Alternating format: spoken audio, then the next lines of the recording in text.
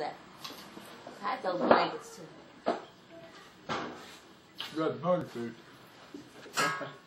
Alright, let's Come. Hi, my name is Amira, and I'm going to present for you this evening Coily, Curly, Kinky, and the natural hair community. Nappy-headed, jigaboo, you look like a slave. You need to do something with that mess. Please raise your hand if you've ever heard or used any of these terms to describe Afro-textured hair. Unfortunately, these phrases are quite common in the black community, and they have given rise to a counterculture, the natural hair community. I am going to discuss the need for this community, its growth, and the important role that the internet has played in its development. One subculture amongst African Americans is the natural hair community. This community is made up of women who wear their hair in its natural texture, along with those who support them. The members come from many socioeconomic backgrounds, educational levels, and age groups, but what they have in common is their commitment to natural hair.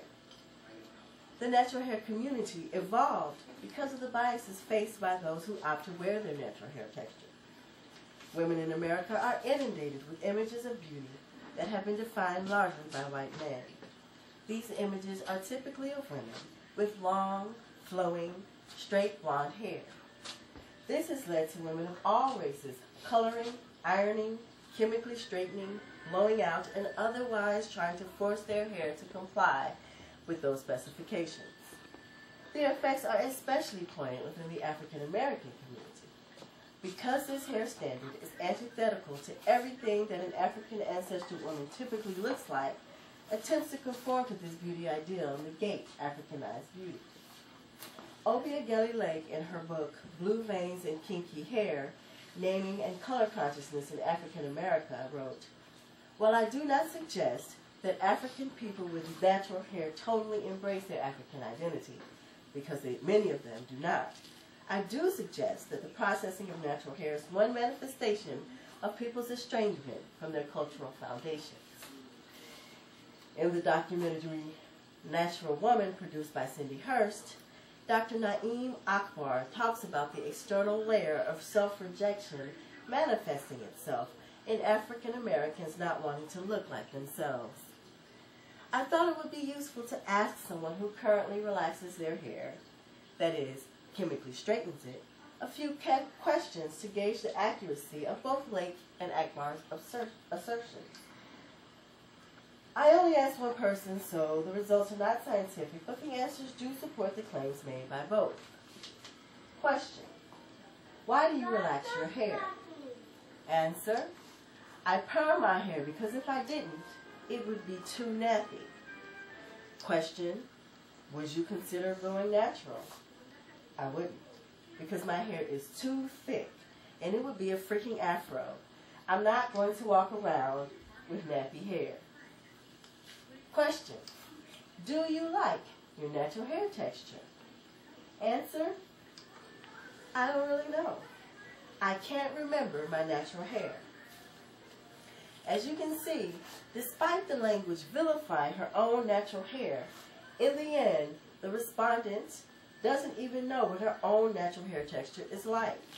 She has co-opted negative terms to describe her hair, although she has no recollection of its true quality.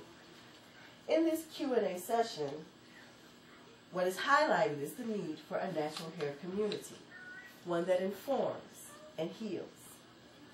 Due to the high visibility natural hair has recently gained, this restorative community is experiencing exponential growth. It is currently de rigueur in many circles to have healthy, coily, kinky hair.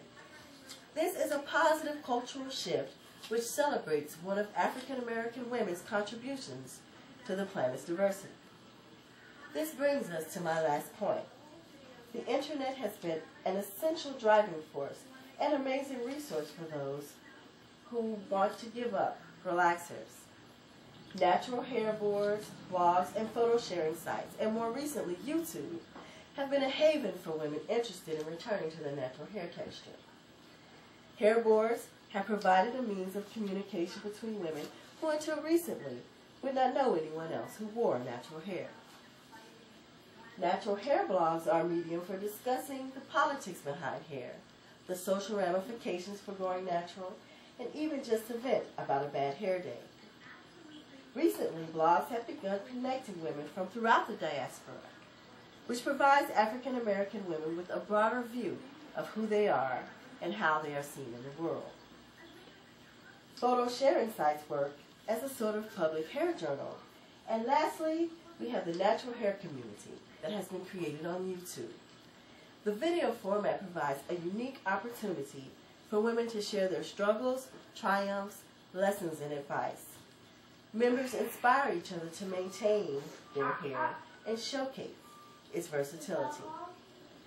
These sites all provide tutorials, product reviews, resources, and encouragement, and are a much-needed balm for the negativity one often encounters in their lives. If you'd like more information about this community, maybe you're interested in giving kinky hair a try, please visit the resources I have provided. So now you know just how important the natural hair community is, how trendy it has become, and the vital part the internet has played in it. And the next time you see someone wearing their natural hair, hopefully you'll think before telling that person, you need a perm. Thank you. Yay!